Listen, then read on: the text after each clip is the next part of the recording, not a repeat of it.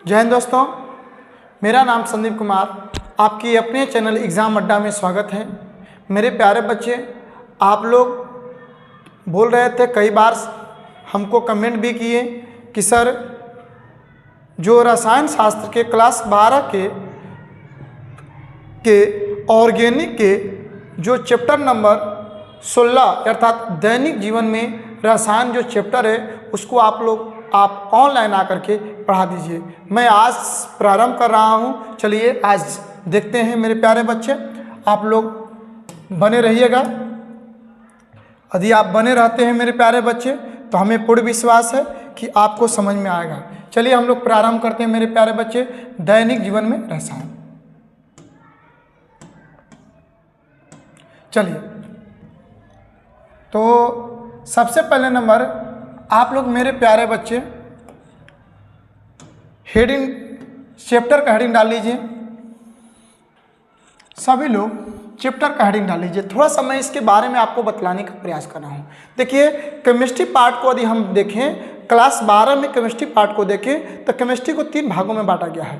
पहला हमारा हो जाएगा फिजिकल, दूसरा बेटा हो जाएगा इनऑर्गेनिक और तीसरा हो जाएगा ऑर्गेनिक। जिसमें फिजिकल में 5 चैप्टर हैं। फिजिकल में बेटा कितने हैं? 5 चैप्टर हैं। पहला हमारा हो जाएगा सोल्यूशन, दूसरा हो जाएगा सॉलिड स्टेट, तीसरा इलेक्ट्रोकेमिस्ट्री, चौथा केमिकल काइनेटिक्स और पांचवा हो जाएगा सरफेस केमिस्ट्री। 5 चैप्टर यानी फिजिकल के थे। जिसमें हम इनऑर्गेनिक की बात करें तो इनऑर्गेनिक में बेटा 4 चैप्टर हैं। इनऑर्गेनिक में बेटा कितने हैं? 4 चैप्टर हैं। पहला हमारा हो जाता है मेटलर्जी, तत्वों का निष्कर्षण। दूसरा बेटा हो जाएगा हमारा दूसरा हो जाएगा पी ब्लॉक, तीसरा हो जाएगा डी एंड ए ब्लॉक और चौथा बेटा हो जाएगा हमारा उप सहसंयोजन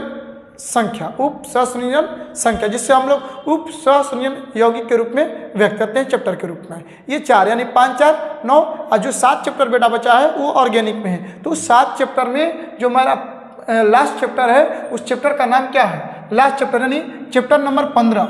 यानी बेटा हम बात करेंगे चैप्टर की। बेटा चैप्टर नंबर यदि बात करेंगे तो चैप्टर नंबर 16 बेटा, चैप्टर नंबर 16 है। ये चैप्टर नंबर बेटा 16 है। तो चैप्टर नंबर 16 में ऑर्गेनिक का जो भाग है उसका चैप्टर नंबर 16 का क्या नाम है? दैनिक जीवन में रसायन। बेटा उस चैप्टर का क्या नाम है? दैनिक जीवन में रसायन। इसको हम लोग इंग्लिश में बोले तो केमिस्ट्री इन एवरीडे लाइफ। यानी जो 16 चैप्टर का बेटा नाम है वो क्या नाम है?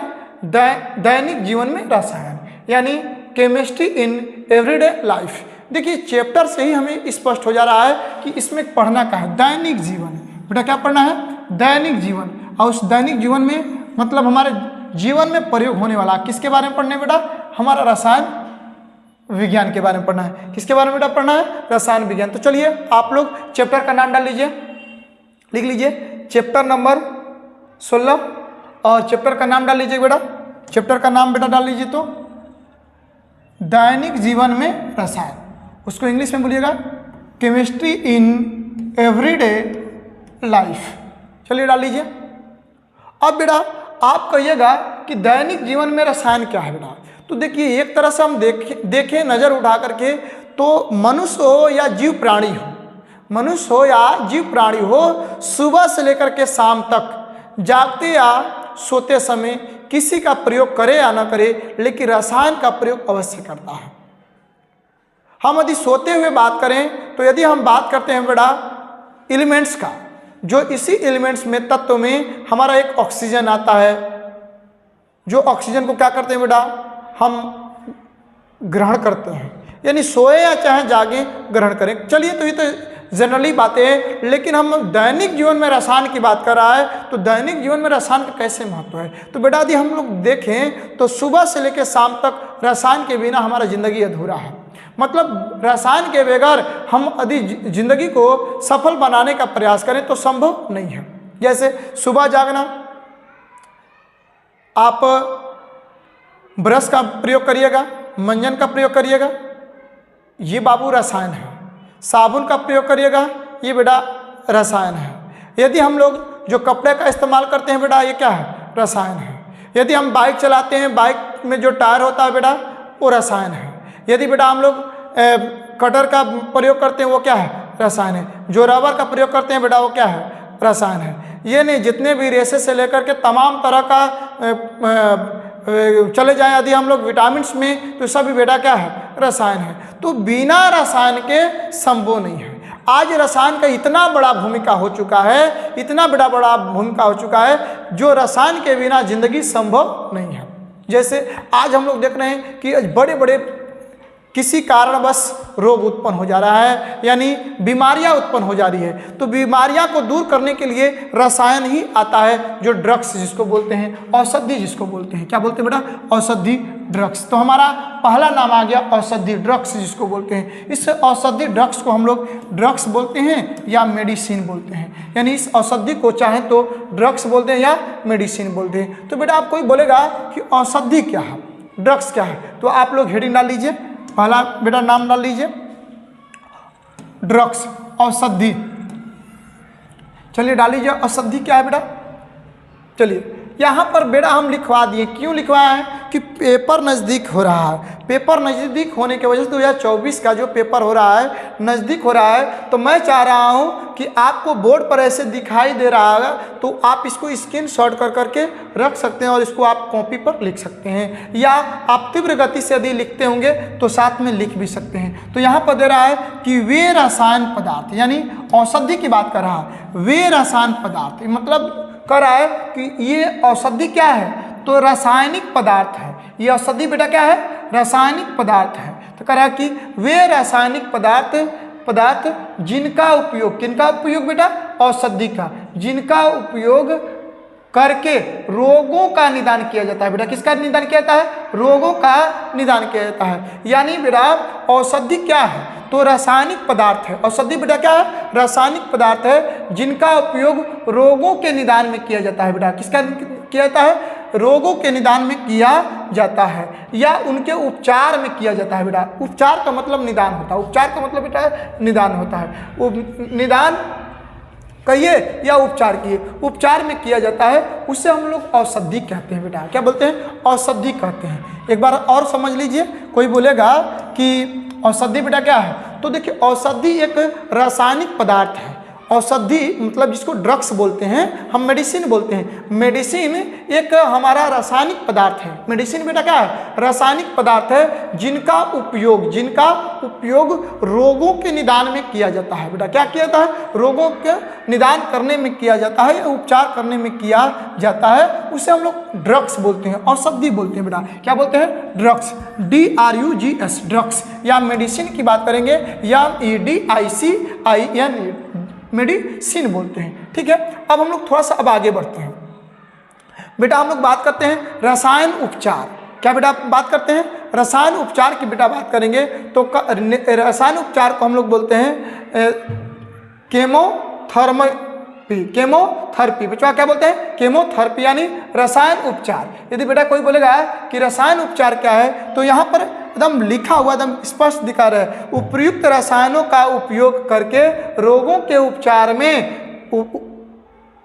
उपचार से संबंधित विज्ञान को रसायन उपचार कहते हैं। यानी कह रहा कि कोई बोले कि रसायन उपचार क्या है, बेटा रसायन उपचार क्या है, तो कह रहे उपयुक्त रसायनों का उपयोग करके, उपयुक्त रसायनों का उपयोग करके, मतलब कि औषधि का उपयोग करके। बेटा किसका उपयोग करके, औषधि का उपयोग कर करके रोगों के उपचार से संबंधित, रोगों से उपचार संबंधित विज्ञान को हम लोग क्या बोलते हैं, रासायनिक उपचार बोलते हैं। मतलब कह रहा है बेटा कि रासायनिक उपचार क्या है, तो कह रहा कि हम ड्रग्स के माध्यम से या मेडिसिन के माध्यम से, अर्थात औषधि के माध्यम से किसी रोगों का हम लोग इलाज करते हैं, उससे संबंधित जितने भी क्षेत्र आते हैं उस क्षेत्र को हम क्या बोलते हैं, उस क्षेत्र को बेटा हम लोग बोलते हैं रासायनिक उपचार बोलते हैं। बेटा क्या बोलते हैं, रासायनिक उपचार। तो थोड़ा सा आप लोग इसको लिख लीजिए, रसायन उपचार, उपयुक्त रसायनों का उपयोग करके रोगों के उपचार से संबंधित विज्ञान को रसायन उपचार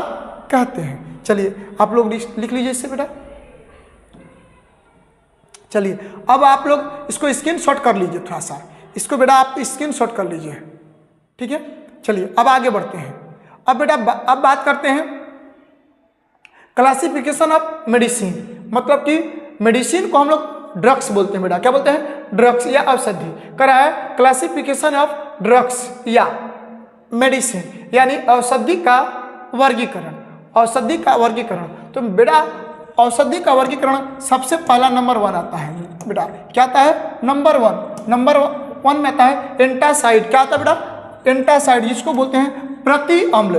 बेटा क्या बोलते हैं? प्रति अम्ल। कोई बोलेगा कि प्रति अम्ल क्या है बेटा? कोई बोलेगा आपसे कि प्रति अम्ल बेटा क्या है? तो प्रति अम्ल की बच्चों बात करेंगे हम लोग।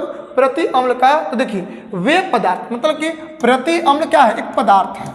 वे पदार्थ मतलब कि प्रति अम्ल बेटा क्या है? एक पदार्थ है। वे पदार्थ जो पेट की अम्लीयता को प्रभावहीन करता है, उसे हम लोग क्या बोलते हैं? प्रति अम्ल बोलते हैं बच्चा। प्रति अम्ल क्या कर रहा है कि प्रति अम्ल एक पदार्थ है। प्रति अम्ल बेटा क्या है? एक पदार्थ है जो पेट की अम्लता को क्या करता है? दूर करता है। कोई बोलेगा कि प्रति अम्ल बेटा क्या है? तो प्रति अम्ल एक पदार्थ है जो पेट की अम्लता को क्या करता है? दूर करता है। पेट की अम्लता को बेटा क्या करता है? दूर करता है। यानी हम आपको ये समझ चुके हैं कि कोई बोलेगा कि प्रति अम्ल बेटा क्या है? तो प्रति अम्ल एक रासायनिक पदार्थ है। प्रति अम्ल बचवा क्या है? एक रासायनिक पदार्थ है जिसको हम लोग मेडिसिन बोल सकते हैं। यानी प्रति अम्ल एक मेडिसिन है। मेडिसिन भाई एक पदार्थ ही है, तो मेडिसिन है, यानी प्रति अम्ल एक मेडिसिन है, मतलब कि ड्रग्स है जिसका हम लोग उपयोग पेट की अम्लता को दूर करने में करते हैं। जैसे मान लीजिए कि कभी कभी हम लोग भोजन करते हैं या कोई ऐसे पदार्थ का सेवन कर लेते हैं जिसके कारण पेट में बहुत ज़्यादा अम्ल बन जाता है, तो उस अम्ल को क्या करते हैं? दूर करना चाहते हैं। यदि दूर नहीं करेंगे तो हमारे बॉडी के लिए क्या खतरनाक होगा, हानिकारक होगा। तो उसको दूर करने के लिए हम लोग किसका उपयोग करते हैं बेटा? प्रति अम्ल एंटासाइड का प्रयोग करते हैं। किसका प्रयोग करते हैं? एंटासाइड यानी प्रति अम्ल का प्रयोग करते हैं। जैसे यदि हम बात करेंगे बेटा तो हमारा एग्जाम्पल में आ जाएगा MgOH का ट्वाइस। यदि बात करेंगे NaHCO3, ये सब क्या है? ये मेडिसिन है बेटा। ये मेडिसिन कौन मेडिसिन है? प्रति अम्ल है बेटा। क्या है? प्रति अम्ल। क्या है? प्रति अम्ल। या इसको हम बोल सकते हैं, इसमें दवा में आता है मेटालिक हाइड्रोक्साइड, यानी ये बेटा आपको प्रति अम्ल एक मेडिसिन है, मतलब कि दवा है। इसका हम लोग प्रयोग कर करके पेट की अम्लता को दूर कर सकते हैं। चलिए आप इसको क्या करिए, थोड़ा सा उतार लीजिए। यदि स्क्रीनशॉट नहीं किए तो स्क्रीनशॉट कर लीजिए, ठीक है। अब हम बेटा आगे बढ़ते हैं। अब हम लोग आगे बढ़ते हैं। अब हम लोग का नाम आता है एनाल्जेसिक, जिसको हम लोग नंबर 2 में बेटा है। ये नंबर 2 में है एनाल्जेसिक, जिसको हम लोग बोलते हैं पीड़ाहारी। कोई बोलेगा पीड़ाहारी, तो बेटा पीड़ाहारी क्या है? औषधि है। वे औषधि मतलब पीड़ाहारी क्या है? एक औषधि है जिसको हम ड्रग्स बोलते हैं, मेडिसिन बोलते हैं। पीड़ाहारी वे औषधि जो दर्द निवारण में उपयोग होता है। दर्द मतलब कभी कभी होता है शरीर में कुछ कारणवश, मतलब बहुत ज़्यादा क्या होता है? दर्द उत्पन्न होता है, पीड़ा उत्पन्न होता है। तो उस दर्द को दूर करने के लिए किसका हम लोग प्रयोग करते हैं? पीड़ाहारी का प्रयोग करते हैं। किसका प्रयोग करते हैं? पीड़ाहारी का। तो हम समझ लेते हैं कि एनाल्जेसिक मतलब जिसको बोलते हैं पीड़ाहारी। पीड़ाहारी बेटा क्या है?